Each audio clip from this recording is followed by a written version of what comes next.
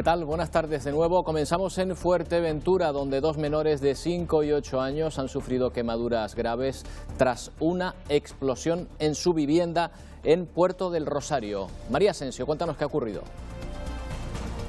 Sí, los dos menores presentan quemaduras de carácter grave tras la deflagración de una bombona de camping gas en el interior de una vivienda en el pueblo de Los Molinos. Además, los servicios sanitarios tuvieron que atender a dos personas adultas por quemaduras de carácter leve. La intervención de los vecinos que se encontraban en la zona fue fundamental para ayudarles a salir. Esto en Fuerteventura. Nos vamos a otro punto, hasta la capital de España. Primera sesión de control al gobierno tras la finalización del estado de alarma con la llamada nueva normalidad a debate. Silvia Mascareño, ¿hay acuerdo entre partidos sobre cómo regular esta fase? Pues por ahora no, pero el Gobierno y el Partido Popular seguirán negociando hasta el último minuto ese decreto que regula la nueva normalidad que se debatirá aquí mañana mismo, aunque a tenor de lo que hemos escuchado hoy dentro del hemiciclo, cualquier acuerdo no será nada fácil. También en el Parlamento la situación económica y la reactivación es necesaria para las islas. Ha quedado claro, Estela Díaz, ¿qué ha dicho el presidente de Canarias? El presidente del Ejecutivo, Ángel Víctor Torres, ha defendido que desde el principio de la pandemia se tomaron medidas para la reactivación económica, medidas tales como ayuda a los autónomos, el aplazamiento de impuestos y mejoras en la prestación canaria de inserción. Nunca una tapita de jamón había tenido tanta repercusión, gracias, claro, a los comensales.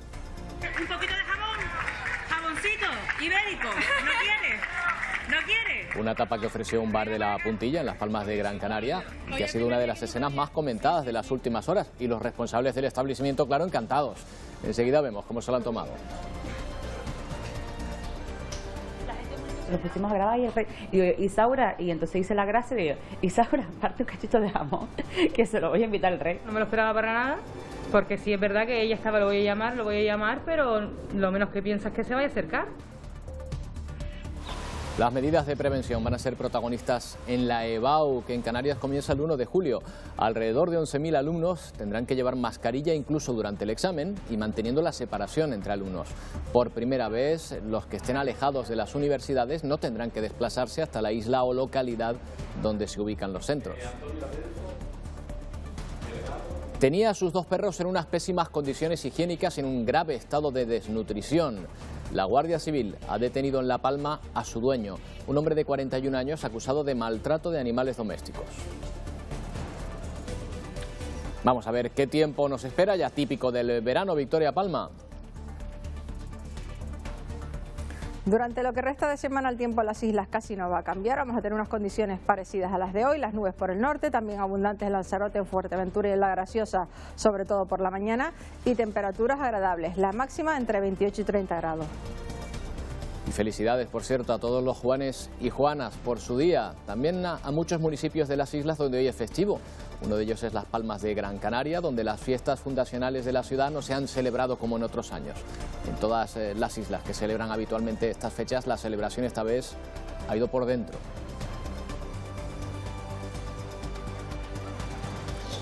Aunque para no quedarse del todo con las ganas, en Vallehermoso, en La Gomera, lo celebraron con 3 hogueras simbólicas en los barrios de La Pilarica, Los Rosales y La Ladera, online, a través de las redes sociales, pero con hoguera. Un curioso homenaje a San Juan, seguido desde sus casas, que se inició con el repicar de campanas.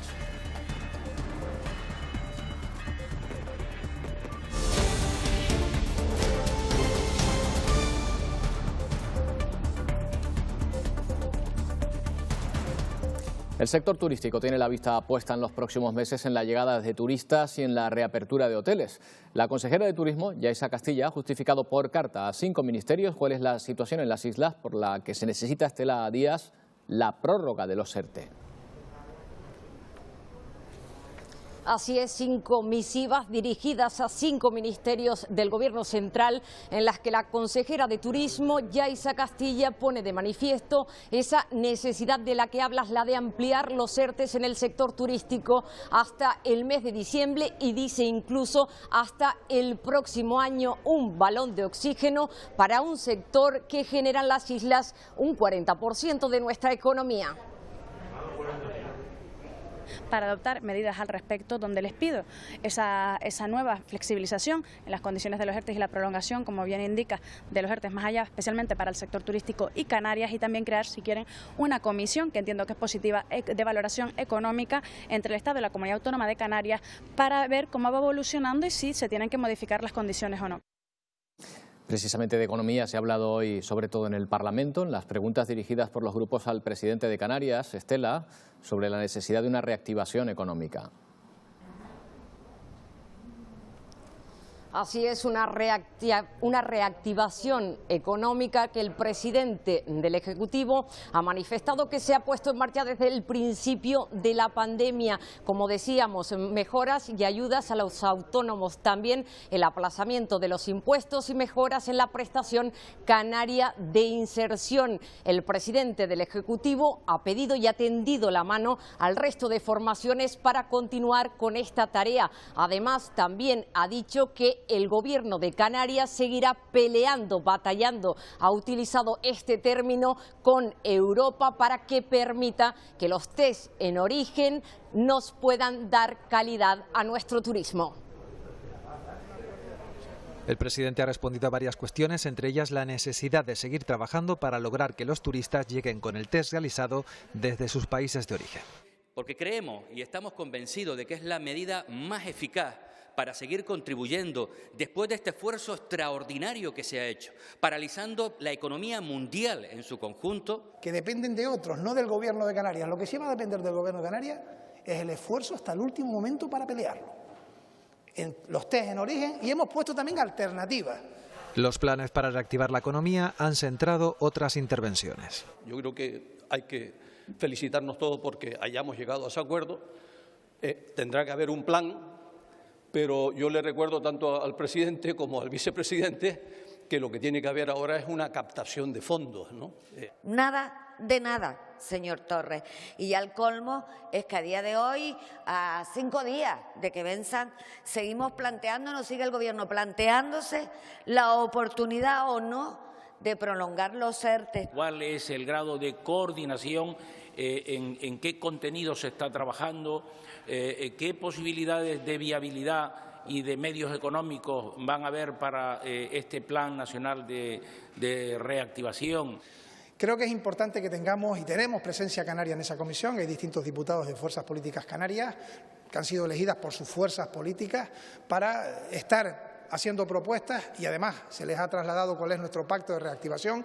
Demandas también del papel que jugará Europa en esta crisis. Se está dilucidando en la Unión Europea sobre si los fondos de recuperación van a ser condicionados más o menos, sobre si esos 2/3 de los fondos de recuperación van a tener condicionantes para imponer reformas, para imponer recortes. Nuestro país puede beneficiarse de casi 140.000 millones de euros.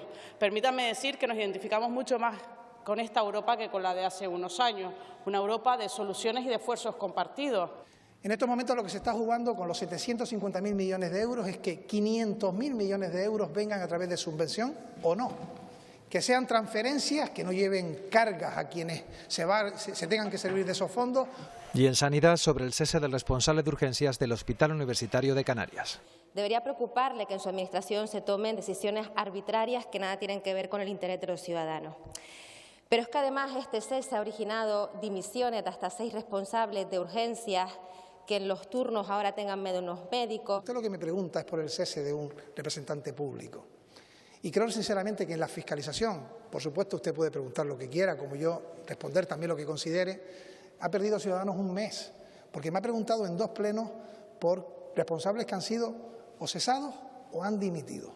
Una sesión plenaria que, tras las preguntas y comparecencias, abordó proposiciones no de ley.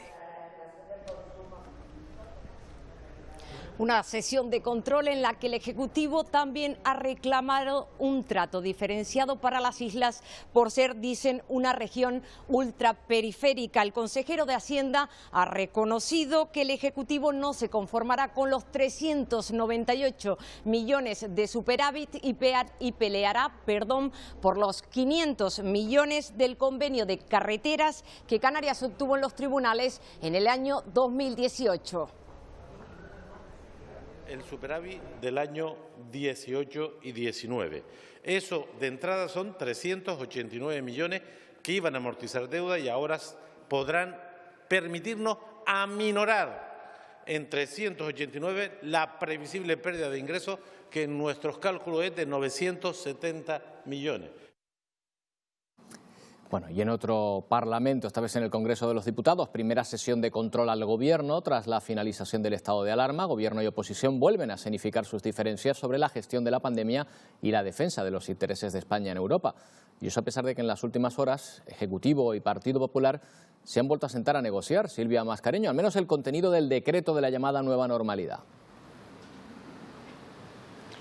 Sí, en este momento sigue negociando el Gobierno y el Partido Popular ese decreto que regula la nueva normalidad y que se debatirá aquí mañana mismo. Parece que tienen intención de alcanzar un acuerdo y seguirán negociando hasta el último minuto, aunque no lo tendrán nada fácil a tenor de lo que hemos escuchado hoy dentro del hemiciclo en esa primera sesión de control de la nueva normalidad, donde todo parece que sigue igual, mismos reproches sobre las mismas gestiones, recuento de las víctimas, gestión de la pandemia, controles de los visitantes que llegan a través de Barajas o incluso la defensa de los intereses de España ante Bruselas. El Gobierno le pide a la oposición que arrime el hombro. Pablo Casado responde que el tejado está en la pelota, la pelota está en el tejado del Palacio de la Moncloa, y el Ejecutivo insiste, dice que la oposición está haciendo política con los muertos. Nueva normalidad fuera, pero mismos reproches dentro del hemiciclo. La pelota sigue en su tejado. Deje de buscar chivos expiatorios y empiece a gobernar para todos los españoles de una vez. Si usted quiere arrimar el hombro definitivamente, lo que debe hacer es defender los intereses de España en Europa y fuera de España, que es lo que está haciendo este Gobierno. Por las miles de vidas que están en juego, les pedimos que no conviertan a Barajas en el nuevo 8 de marzo. Creo que hay mucha gente, don Teodoro, que se pregunta qué es lo que hubiera ocurrido en España si ustedes hubieran estado al mando del Gobierno y hubieran tenido que hacer frente a la pandemia. Desacuerdo incluso por el homenaje a las víctimas del coronavirus, al que Vox no acudirá. No tienen ustedes ya ninguna credibilidad y la fortaleza de las instituciones son la salud de la democracia, y ustedes son precisamente la mayor amenaza a las instituciones y la mayor amenaza a nuestra democracia. ¿Qué parte del respeto a las instituciones del Estado se le ha olvidado para decir incluso que el 16 no estarán en el homenaje a las víctimas con todas las instituciones y todas las autoridades del Estado? A pesar de todo, PSOE y PP seguirán negociando el decreto de la nueva normalidad que se debate mañana. Y el Boletín Oficial del Estado ha publicado la norma con la que el Gobierno pretende controlar la llegada de visitantes extranjeros a nuestro país. Tania Sánchez, en puertos y aeropuertos. Sí, los turistas podrán ser sometidos en los puertos y aeropuertos a 3 controles, uno de temperatura, otro de identificación y un control visual. El porqué, el querer identificar si alguno de ellos tiene COVID-19. Según el Boletín Oficial del Estado, además se le someterá a todos los viajeros a un control documental. Se trata de realizar un formulario de salud pública en el que el objetivo es evaluar el estado de salud del viajero y también que sirva como instrumento de localización por si días más tarde hay entre el pasaje algún sospechoso con coronavirus o alguna persona que realmente tenga la enfermedad. Las herramientas que se usan serán para que los aeropuertos y puertos de las islas y también de toda España sean lugares seguros. Y el senador de Coalición Canaria, Fernando Clavijo, ha criticado a AENA porque considera un caos la apertura de los aeropuertos a los vuelos internacionales ante la falta de seguridad. La formación nacionalista considera insuficiente que haya solo 150 especialistas sanitarios para todos los aeropuertos de España y exigen una actuación urgente en los aeropuertos canarios para garantizar la seguridad. Y ese turista o ese ciudadano que llega, si en un momento determinado se encuentra mal y se detecta el positivo en ese coronavirus, se puede reconstruir toda la trazabilidad de dónde ha estado para poder acotar ese daño. Y eso nos permitiría tener mucha más tranquilidad. Bueno, y esta crisis sanitaria afecta incluso al interior, a la decoración de los hoteles. Cuanta menos ornamentación, menos riesgo de contagio. Es la tendencia en interiorismo, sobre todo en los hoteles, que impone el coronavirus. Se van a hacer muchos cambios, imperan las pantallas digitales y sensores de movimiento para no tener que tocar nada. La recepción de este hotel va a desaparecer. Nadie va a recibir a los huéspedes. Sí lo hará una máquina a la que se accederá con un código personal. Ahora con el COVID los hoteleros tienden a rediseñar todos los espacios y se va a incorporar todo un sistema de domótica que si bien existía antes, pero que no se quería utilizar por el coste económico que tenía, ahora se tiene que incorporar sí o sí. También se añade cocina y office a las habitaciones. El cliente prefiere manipular él mismo sus alimentos. En decoración es época de minimalismo. Se buscan elementos que no tengamos que tocar. Y las mesitas de noche desaparecen, son líneas totalmente continuas, donde no solamente tengas que colocar las cosas, no tengas que estar abriendo cajones. Para guardar bien las distancias, este complejo ha sacrificado la cancha de tenis por una segunda piscina. Se ha tenido que hacer un solarium completamente nuevo, con su zona de chilao y su zona de hamacas. Como veis, no está colmatado, esto no está lleno de hamacas. Todas estas medidas convierten los hoteles en establecimientos mucho más seguros. El sector turístico precisamente fue uno de los ejes de la visita ayer de los Reyes a Canarias. Tras el paseo por las canteras, protagonizaron uno de los momentos más compartidos del día. Desde uno de los locales llamaron a don Felipe y doña Leticia, les invitaron a probar el jamón ibérico.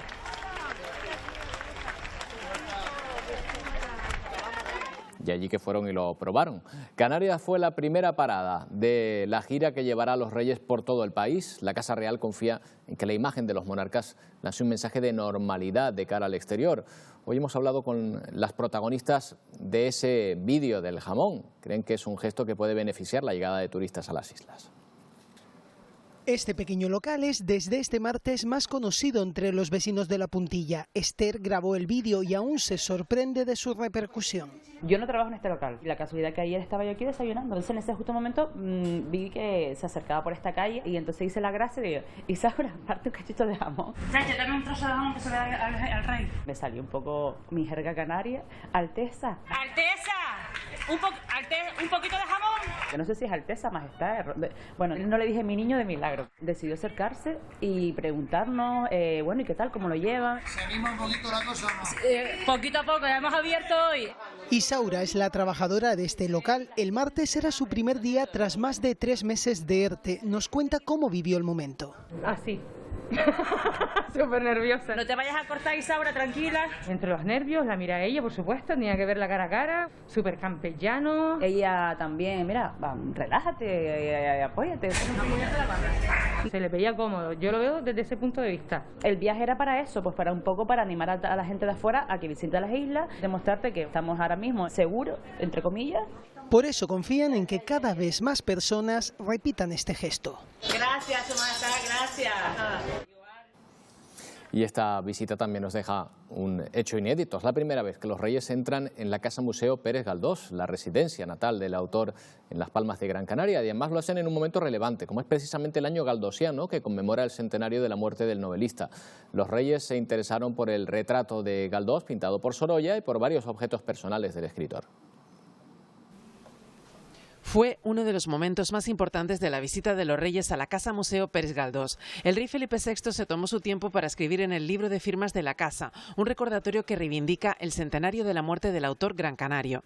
Los Reyes se interesaron mucho por el cuadro de Sorolla que retrata a Galdós. La directora del museo cree que esta visita ha sido muy relevante. Es la primera vez que vienen unos reyes y sus majestades a la Casa Museo Pérez Galdós, por supuesto que vamos, una ocasión extraordinaria y de apoyo, claro, al centenario. Estos murciélagos que le interesaron tanto al rey.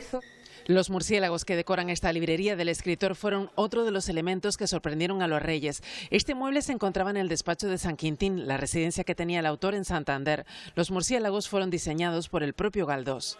Estamos ante un escritor, un artista, era muy creativo, diseñó sus propios muebles. Pero además los Reyes también se interesaron por otros detalles. Les llamó la atención una silla inodoro que pertenecía al dormitorio de Madrid donde murió el novelista.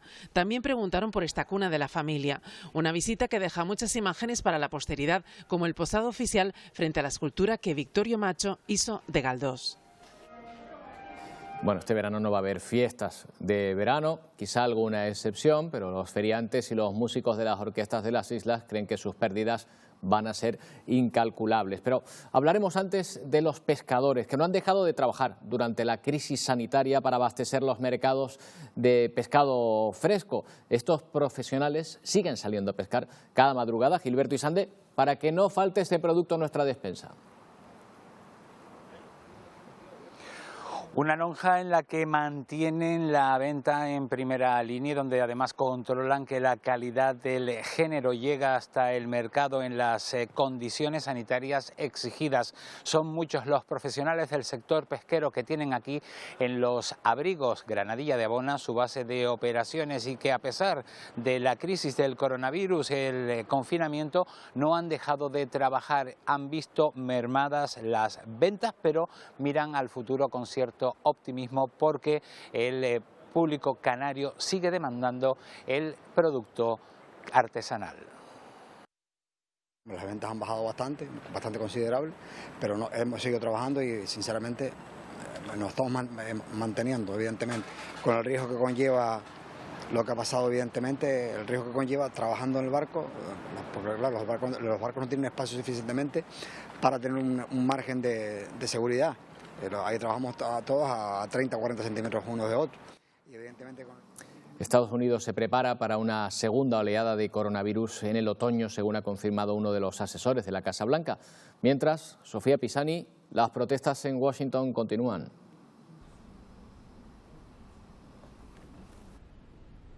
Este martes se llevó a cabo en el Congreso una audiencia en la que rindieron testimonio 4 de las autoridades sanitarias claves del manejo de la pandemia. Estuvo integrada por el doctor Anthony Fauci, quien es el director del Instituto de Alergias y Enfermedades Infecciosas, Robert Redfield, quien es el director de los Centros para el Control y Prevención de Enfermedades, Stephen Hahn, director de la Administración de Drogas y Alimentos, y Brett Giroir, del Servicio de Salud Pública de Estados Unidos. Fauci, durante la audiencia, advirtió que las 2 próximas semanas serán críticas a la hora de saber cómo lidiar con la pandemia después de que se hayan registrado algunos repuntes, según dijo, preocupantes a lo largo de todo el país. Esto a medida que los estados han suavizado las restricciones con el objetivo de reactivar sus economías. Hasta la fecha, el coronavirus se ha cobrado la vida de más de 120.400 personas y ha contagiado a más de 2.300.000 en todo el suelo estadounidense. Esto según el reporte más reciente de la Universidad Johns Hopkins. No obstante, el pasado sábado, durante su primer mitin de campaña luego de las restricciones de la pandemia, el presidente Donald Trump lamentó que el elevado número de pruebas realizadas hace que se consigan más personas infectadas. Sin embargo, las autoridades sanitarias han destacado la importancia de que se sigan poniendo a disposición más pruebas de detención del COVID-19. Desde Washington les informó Sofía Pisani de La Voz de América para Televisión Canaria.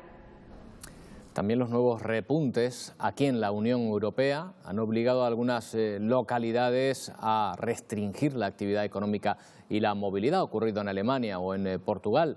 En el viejo continente sigue sobre la mesa la apertura de nuestras fronteras a países terceros el próximo 1 de julio, teniendo en cuenta sobre todo que en Latinoamérica y Estados Unidos la pandemia aún no ha llegado a su pico.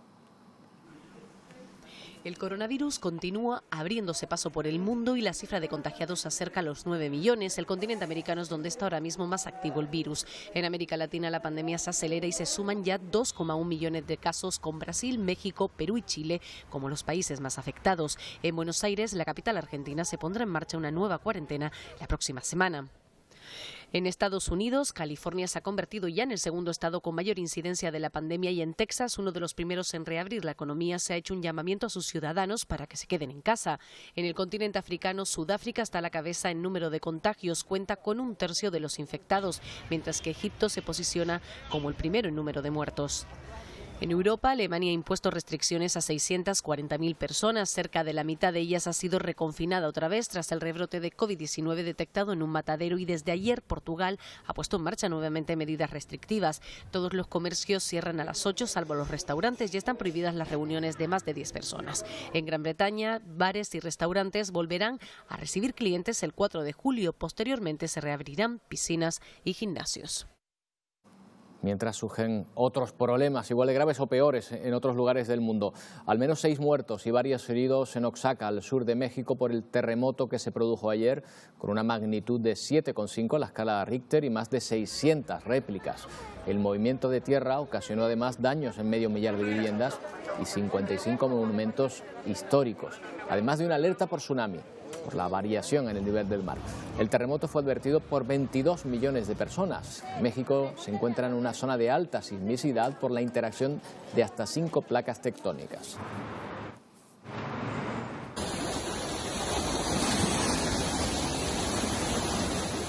Esta es una imagen muy gráfica sobre cómo tembló la tierra en México. El terremoto muestra cómo esa piscina generó incluso un pequeño oleaje dentro de ella. Es por el movimiento de la tierra sobre esa piscina por lo que se provocó ese oleaje.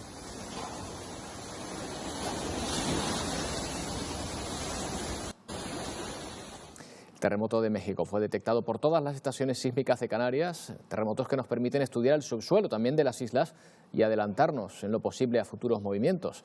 En el caso de México, a pesar de que el terremoto se produjo a 300 kilómetros de la capital, se sintió con mucha fuerza. Los científicos encuentran las razones en las particularidades del subsuelo mexicano. Esto se debe al subsuelo que hay debajo de la ciudad, con un acuífero, que hace que se amplifiquen las ondas de baja frecuencia. Y de hecho los vídeos que se han visto es de vibración de los edificios de cierta altura, que son los que responden a estas bajas frecuencias. El desprendimiento de piedras en la carretera, en las curvas de Malpaso, la vía que conecta con el pueblo de Aría, en el norte de Lanzarote, ha obligado a Salvador Cruz al cierre temporal de la carretera. Un cierre, buenas tardes, que se prolongará durante una semana. Ese es el tiempo que se prevé que duren los trabajos de estabilización de los taludes que bordean esta carretera que viene a mi espalda, la carretera LZ10, también conocida como las curvas del Valle de Malpaso. El corte de la vía se efectuará de manera intermitente, esto es, que solo permanece abierto uno de los carriles, por lo que hay que ir alternando el paso de los vehículos. Los desprendimientos de piedras, que afortunadamente no han causado daños personales, llevarán al área de Obras Públicas del Cabildo a encargar un estudio que determine el estado en el que se encuentran los taludes para garantizar la seguridad de una carretera por la que diariamente transitan centenares de vehículos. Hemos encargado un estudio de forma urgente para ver dónde podemos actuar a lo largo de las curvas de Malpaso hacia el pueblo de Aría y actuar con absoluta inmediatez ante lo que creemos que es un hecho, aislado, porque los desprendimientos no suelen ser continuos y diarios en esa zona. 14 kilómetros rehabilitados en la carretera general que une los municipios de Candelaria, Güímar y Arafo, en Tenerife. Una obra que ha contado con un presupuesto de más de 5 millones de euros. Los vecinos y vecinas de Arafo, Güímar y Candelaria disfrutan ya de las mejoras realizadas en la conocida como carretera vieja que une a estos tres municipios. Rehabilitación de firmes, asfaltado o sistemas de evacuación de aguas, entre otras labores. Además, señalización de la carretera para acceder al Teide, vía que antaño no estaba indicada. Ojalá que en los próximos tiempos, y es nuestra intención, poder seguir presentando nuevas obras de mejoras de carreteras en Tenerife, que es una de las grandes asignaturas pendientes que tenemos con los ciudadanos de esta isla. Ya les digo, es una de las primeras obras que estamos haciendo por esta zona y que le seguirán otras muchas que ahora mismo están en licitación y que en breve se empezarán a ejecutar.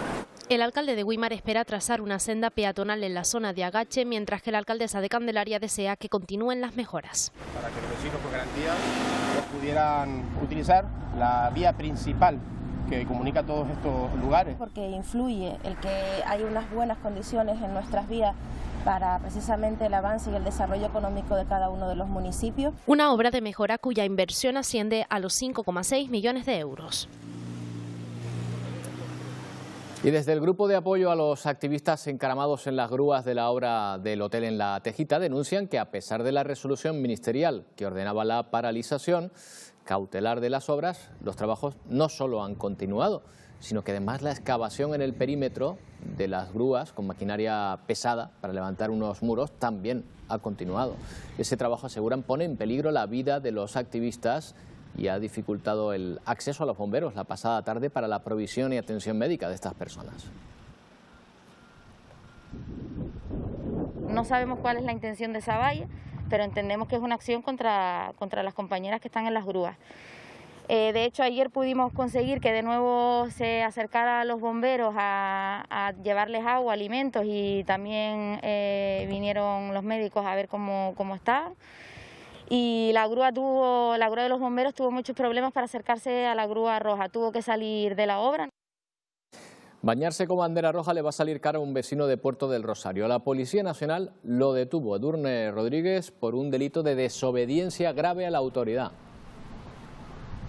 Sí, el hombre de 43 años de edad, que además contaba con numerosos antecedentes policiales, se bañaba aquí en Playa Blanca en una zona indicada con bandera roja, haciendo caso omiso a las indicaciones de los socorristas, que tuvieron que poner sobre aviso a la Policía Nacional. Además, los vigilantes denunciaron que días antes habían ocurrido los mismos hechos y que incluso habían tenido que auxiliarlo por encontrarse en peligro en esta zona de fuertes corrientes. Cuando los agentes intentaron identificar al individuo, este no solo se negó, sino que además les increpó, por lo que finalmente fue detenido.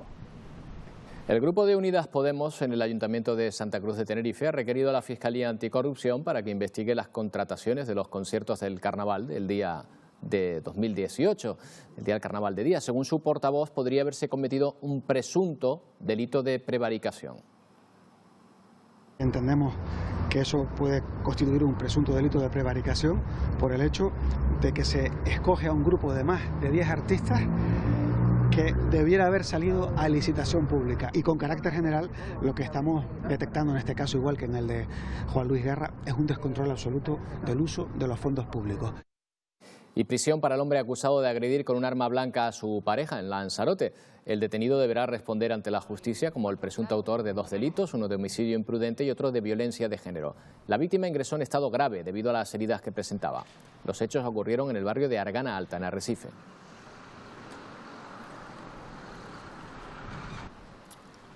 Y en La Laguna, un grupo de vecinos denuncian ser víctimas de las acciones violentas de una mujer que se dedica a destrozar los espejos retrovisores de sus vehículos.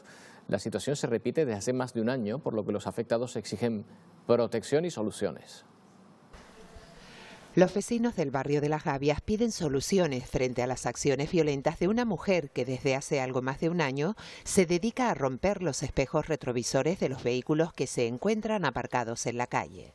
Fueron 25 coches. Ya hay vídeos incluso del anterior, rompiendo coches, dándole patadas. Incluso una vez hay un vídeo que intentó meterle fuego a eso ahí. O sea que hay constancia. En mi caso, por ejemplo, han sido 2 veces y sé que otros vecinos también. Una furgoneta para repartir y para vender pues, los retrovisores, los dos veces ya. Los afectados señalan que son víctimas de amenazas por parte de la presunta agresora, que desde hace años pernocta en una vivienda abandonada del barrio.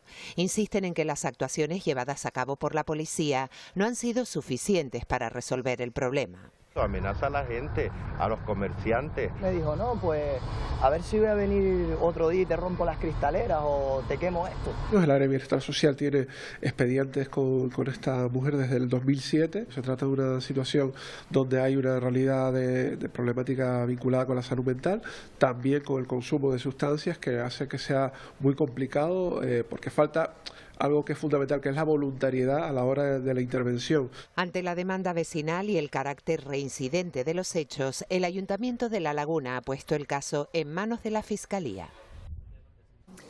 Y atentos en Fuerteventura, un suceso ocurrido en la noche de ayer. Dos menores están en estado grave tras una deflagración que se produjo, María Asensio, en el interior de una vivienda.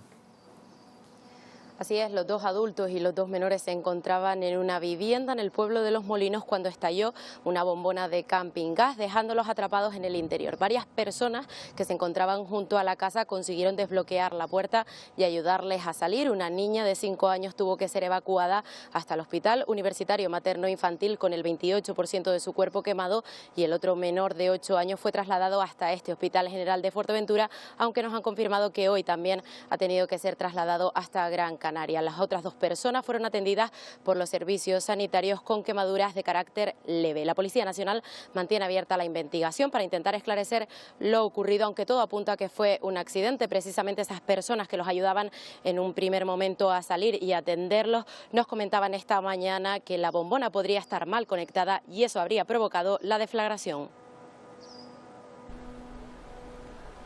Pasaban pocos minutos de las 12 de la madrugada cuando una bombona de camping gas explotó en esta vivienda de Los Molinos.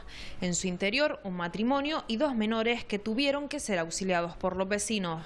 Estamos todos aquí haciendo el tenderete de San Juan y justito estamos todos aquí, estaba la puerta abierta y fue ver la explosión, y desde ver la explosión mi amigo y todo el pueblo en verdad a intentar sacar a la gente de dentro, ayudar. La única salida que había era la puerta y la ventana. Lo único que pensé en ese momento fue tirar la puerta para abajo y sacar a las personas de dentro. Los menores, una pequeña de 5 años y un niño de 8, resultaron heridos de gravedad por quemaduras. Era un camping gas chiquitito, así, ¿no? Una lucecita chiquitita así de esas de gas y como que cayó al suelo y reventó. La Policía Nacional se ha hecho cargo de la investigación, aunque los primeros indicios apuntan a un desafortunado accidente. La Guardia Civil detiene a un hombre en La Palma por el grave estado de desnutrición que tenía sus 2 perros. May Navarro se le acusa de un delito de protección de la fauna.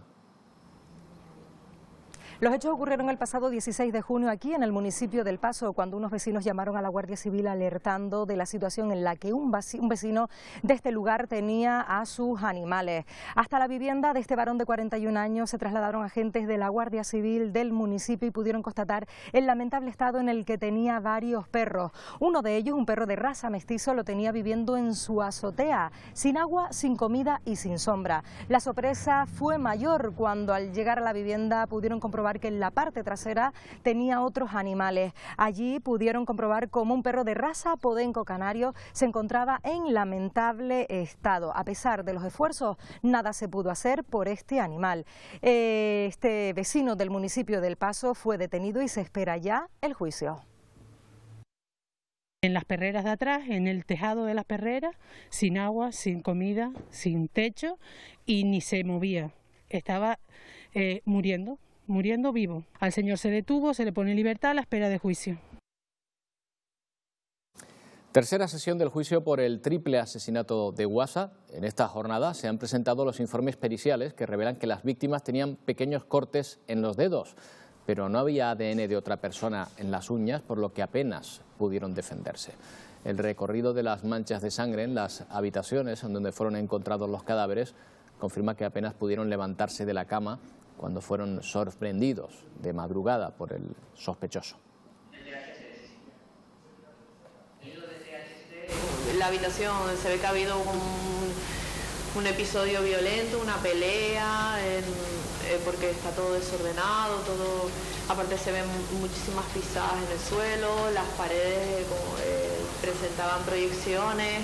Hay un reguero junto a la cama que eso tiene que ser necesariamente o bien de alguien muy manchado de sangre o alguien que está sangrando y se está desplazando. Claro. Bueno, es habitual que haya nervios ante la prueba de la EBAU, a la que se presentan 11.000 alumnos en Canarias, pero este año quizá un poco más por todas las medidas que hay que tomar a partir de la próxima semana para prevenir el contagio de COVID. De hecho, ha habido que adaptar, Isia Pérez, todo el protocolo a la pandemia. Así es, cada vez queda menos para que alrededor de 11.000 estudiantes en toda Canarias se examinen en esas pruebas de acceso a la universidad conocida ahora como la EBAU. Del 1 al 4 de julio se amplía un día más para evitar altas congregaciones de alumnos en un mismo día. La fase general se celebrará el 1 de julio para los alumnos de ciencias, mientras que el 2 de julio servirá para aquellos alumnos de ciencias sociales, humanidades y artes. En cuanto a la fase específica para el resto de materias, se desarrollará del 3 al 4 de julio. El alumnado que viva en islas no capitalinas ya conoce cuáles serán los puntos de examen y además pueden consultarlos en la web de la Consejería de Educación del Gobierno de Canarias. Una EBAU bastante diferente, adaptada a la pandemia y que esperan ambas universidades que el estudiantado cumpla con las medidas estrictas de seguridad. En Canarias, del 1 al 4 de julio, cerca de 11.000 estudiantes se enfrentan a la EBAU, una prueba para acceder a la universidad ahora adaptada a medidas sanitarias donde se eviten aglomeraciones. En las universidades canarias trabajan al unísono en un protocolo que garantice el cumplimiento de dichas medidas. Tenemos una comisión organizadora regional en la que participan las dos universidades y la Consejería de Educación y, por tanto, en todo lo que son ese tipo de medidas y la organización de la prueba estamos en perfecta consonancia. Prácticamente podríamos decir que somos lo mismo, pero que aplicamos a espacios diferentes. La prueba contará con reducción de alumnos y división por ramas de estudio. Se añade un día más para evitar aglomeraciones y la mascarilla es de uso obligatorio, cambios que provocan una situación de estrés haberse añadido. La ansiedad y el estrés por parte del profesorado, del alumnado, de los padres y madres es absolutamente normal. Siempre se produce, pero en estas circunstancias hemos tenido el añadido de esta pandemia, de esta situación. Piden calma y responsabilidad a los estudiantes, solo así podrán superar no solo la EBAU, sino una educación que se ha visto obligada a adaptarse a los nuevos tiempos. Este verano ya les decíamos que no va a haber fiestas de verano, salvo excepciones. Los feriantes y los músicos de las orquestas de las islas estiman que sus pérdidas van a ser enormes en este 2020, ya que el grueso de sus ingresos precisamente es ahora, en esta época, el 80% de sus ganancias. Cada verano se podría saltar de fiesta en fiesta sin pisar el suelo en Canarias, pero este año, debido a la pandemia, la mayoría están canceladas. Esta situación afecta directamente a los feriantes. Se suspenden fiestas, eso tiene las consecuencias. Las consecuencias para nosotros es que nos quedamos muchas familias sin ningún ingreso. Familias que normalmente todo el núcleo familiar se dedica al mismo sector. Sin ingresos tienen que seguir pagando el alquiler de naves, el mantenimiento de las atracciones y hacer frente a las inversiones de material que realizaron antes de que todo se paralizara. Un 80% del año es en el verano, porque es la época mejor nuestra de trabajo, le damos mucho trabajo a trabajadores eventuales. Tampoco los músicos de orquestas están siendo llamados. Tras 42 años sin parar, esta crisis sanitaria ha obligado a echar el freno al grupo Armonía Show. Del 8 de marzo ya pues no hay eventos, no facturamos, no generamos, pero seguimos pagando, que es el problema. Tenían cerrado más de 70 actuaciones y 20 eventos para este verano, por eso proponen iniciativas para afrontar este parón. Pues estas empresas que las tenemos ya contratadas, que las tenían para este año, ¿entiendes? Estaban contratadas ya y las vamos a seguir contratando para el año que viene porque ya tenemos reservas hechas para el próximo año. Darle a la empresa el 30%, nosotros seguimos manteniendo la empresa y al próximo año pues se pagaría la diferencia de lo que es el caché. Y es que detrás de cada ventorrillo, atracción o grupo en el escenario hay mucho trabajo y sobre todo nos cuentan más de 1000 personas que directa o indirectamente depende de que vuelvan las fiestas de verano. Y con la llegada de esta nueva fase, la capital tinerfeña ha comenzado a abrir los parques infantiles y deportivos al aire libre tan demandados por la población. A partir de ahora se podrá hacer uso de ellos, aunque Chasirás y Herrera hay que seguir muy estrechamente una serie de normas. Así es, los parques infantiles de la capital tinerfeña han vuelto a llenarse de niños ansiosos por poder jugar en ellos tras este largo periodo de confinamiento en el que este tipo de espacios permanecía clausurado. Y con los niños la vida se multiplica y el ajetreo de los padres y madres vuelve a ser una constante en estos lugares. Sin embargo, nada es como antes y esta apertura llega con condiciones para que los usuarios hagan un uso responsable de las instalaciones. Normas que estarán debidamente señaladas en carteles informativos en los que se recuerda, por ejemplo, que se eviten aglomeraciones, se mantenga la distancia interpersonal de seguridad, se usen las mascarillas y el lavado frecuente de manos. La apertura de estos espacios está siendo progresiva en la ciudad, por lo que se prevé que al final de esta semana estén abiertos en su totalidad. La verdad es que estábamos nada más que esperando que nos dieran el visto bueno para poder abrirlos, para proceder a desprecintarlos y ponerlos al uso nuevamente. En todos los parques hemos instalado una normativa para que sepan exactamente los padres, sobre todo, cómo tienen que utilizarlos, y también hemos procedido a la desinfección en estos días antes de su apertura.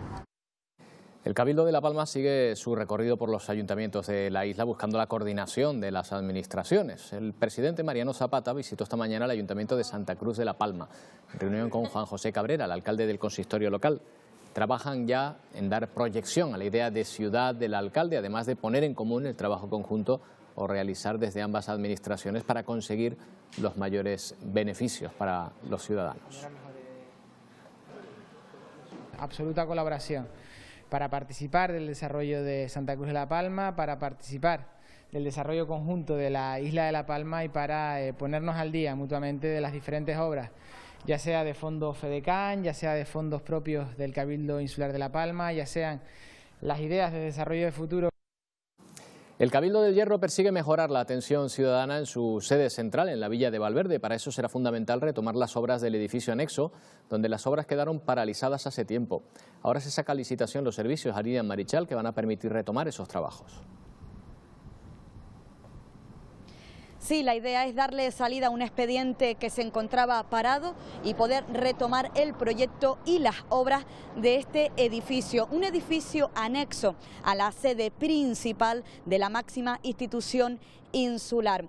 Con esas obras se persigue poner en marcha este edificio que aglutinaría una serie de servicios que hasta el momento se encuentran dispersos, están repartidos por diferentes inmuebles de la villa de Valverde. El presupuesto base de licitación es de algo más de 183.000 euros.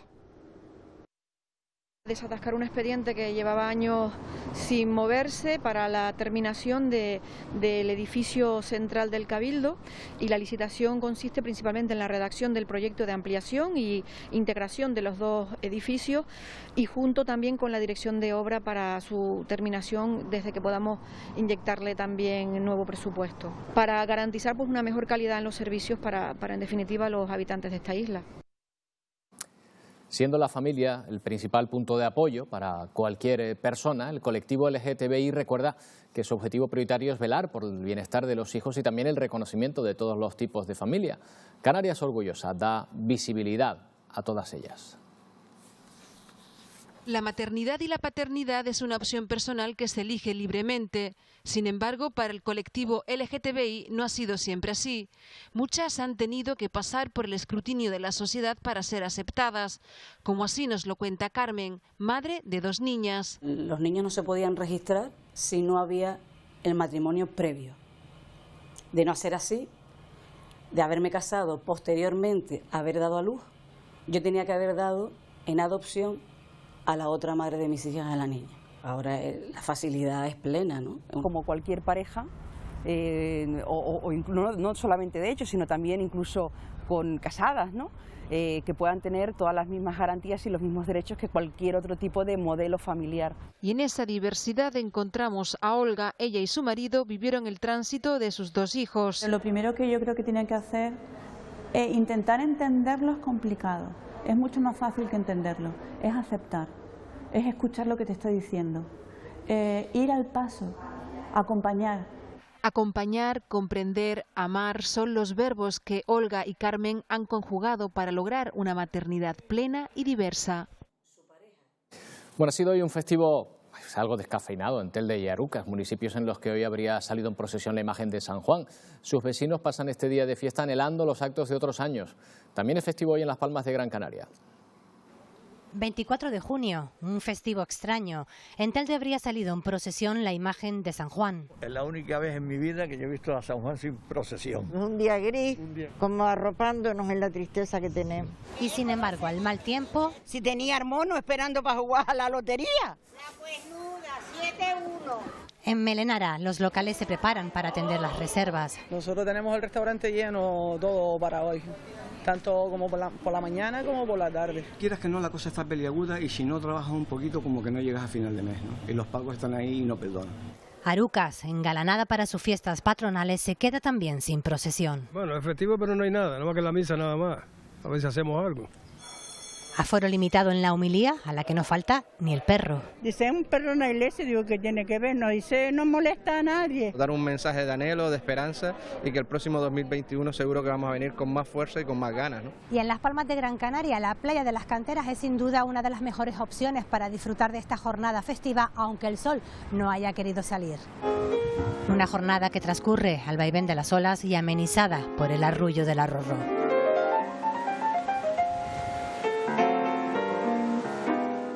El 542 aniversario de Las Palmas de Gran Canaria tuvo ayer como única celebración el acto de entrega de honores y distinciones de la ciudad.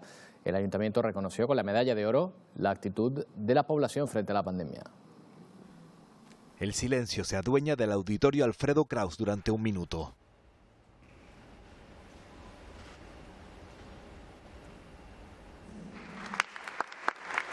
Es el sentido homenaje con el que se recordaba a quienes han fallecido por la pandemia. En este año atípico, singular, complejo, pero revelador, hemos tomado una de las decisiones más hermosas que como alcalde de la ciudad he podido contar desde este escenario. Concedemos los honores a todos y cada uno de los habitantes de Las Palmas de Gran Canaria. Una distinción que recogía Isabel Hernández, enfermera del Servicio Canario de Salud. Y así, entre aplausos, la mostró durante 2 minutos, emocionada, rodeada de quienes han sido indispensables, mostrándola a toda una ciudad, porque a cada vecino y vecina le corresponde un pedacito de esa medalla, una distinción con la que el ayuntamiento reconoce el esfuerzo de una sociedad que luchó contra una crisis sanitaria y ahora se esfuerza en cicatrizar las heridas. Gracias a todo nuestro consistorio por premiar el esfuerzo de tantísimos ciudadanos. Nos hemos dado cuenta de que nuestro comportamiento colectivo salva vidas. Un comportamiento para la esperanza, porque la esperanza, como dejó escrito Benito Pérez Galdós, parece que se agarra más cuando más chica es.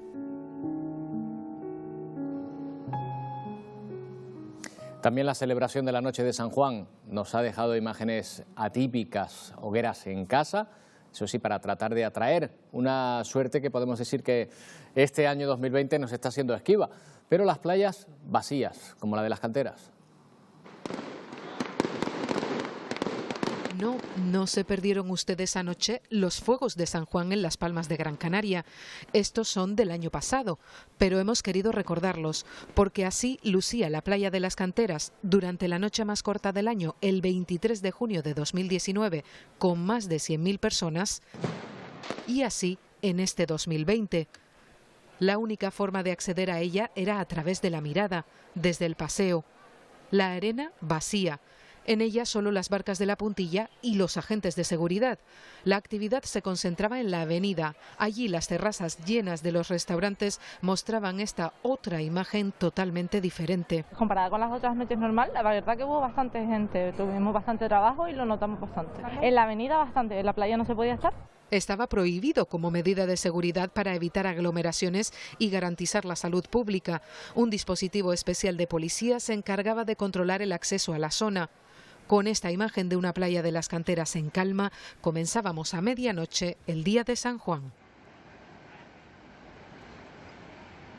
Bueno, de una u otra manera las hogueras no faltaron. Por ejemplo, en Vallehermoso, con 3 hogueras simbólicas en los barrios de La Pilarica, Los Rosales y La Ladera, en un acto transmitido en directo a través de las redes sociales. El evento ha servido para mantener viva la tradición a pesar de las circunstancias y fue seguido por centenares de vecinos. El ayuntamiento hizo partícipe de la celebración a esos vecinos, convirtiéndolos además en protagonistas del homenaje a San Juan, porque desde sus casas acompañaron simbólicamente al patrón. Al repicar de las campanas dio la señal a los encargados de encender al unísono las 3 hogueras con las que se inició el homenaje, que también incluyó fuegos artificiales.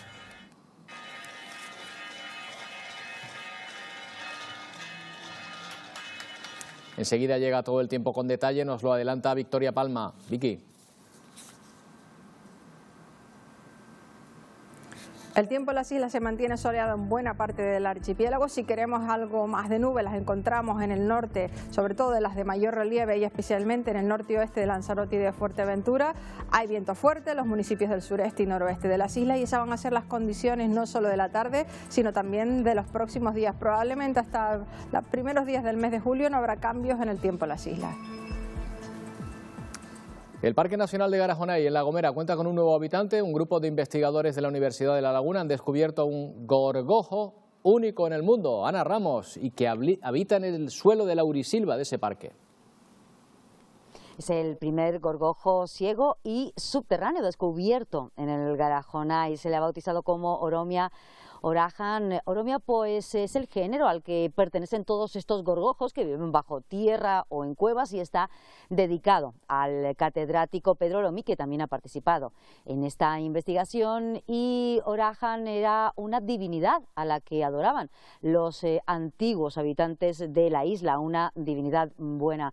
Una investigación ardua que ha durado muchos años y que ha dado lugar a este descubrimiento, el de una nueva especie para el planeta y el de un nuevo miembro en la familia de las más de 100 especies de insectos que tiene el Garajonay, un Garajonay en el que todavía quedan muchas cosas por descubrir. En el subsuelo de esta laurisilva del Parque Nacional de Garajonay habita el gorgojo Oromia orahan. Ahí nace, crece, se alimenta, se reproduce y muere. Investigadores de la Universidad de La Laguna iniciaron su búsqueda hace 5 años. Hemos tardado en describirla y en publicarlo porque todo eso necesita un proceso, un estudio, ver cuántos ejemplares consigues para estudiarlo bien, etcétera, ¿no? De modo que, aunque se haya publicado eso, descubrirlo se descubrió hace unos 4 o 5 años. Se trata de una especie única de La Gomera y se incluye entre las 100 variedades de insectos que forman parte del Garajonay. Es importante porque es la primera especie que se conoce de La Gomera, las otras se conocían de Tenerife y Gran Canaria, porque es endémica de La Gomera, porque es endémica de Garajonay, de manera que está solamente en la laurisilva de Garajonay. Y además es una especie ciega, subterránea, de modo que tiene unas peculiaridades considerables. Un nuevo habitante que se une a la larga lista de especies únicas que han hecho del Parque Nacional de Garajonay su casa. Bueno, dejamos los gorgojos, nos vamos a otro tipo de vida, la vida marina, que nos deja imágenes con las que disfrutamos también en estos días. Estas las han grabado, las han publicado en redes sociales desde la Red de Observadores del Medio Marino en Canarias. Recogen dentro de la investigación y el seguimiento que hacen de la vida marina del archipiélago. Con estas preciosas imágenes les dejamos. En un momento llegan los deportes y el tiempo. Gracias por su atención. Hasta mañana.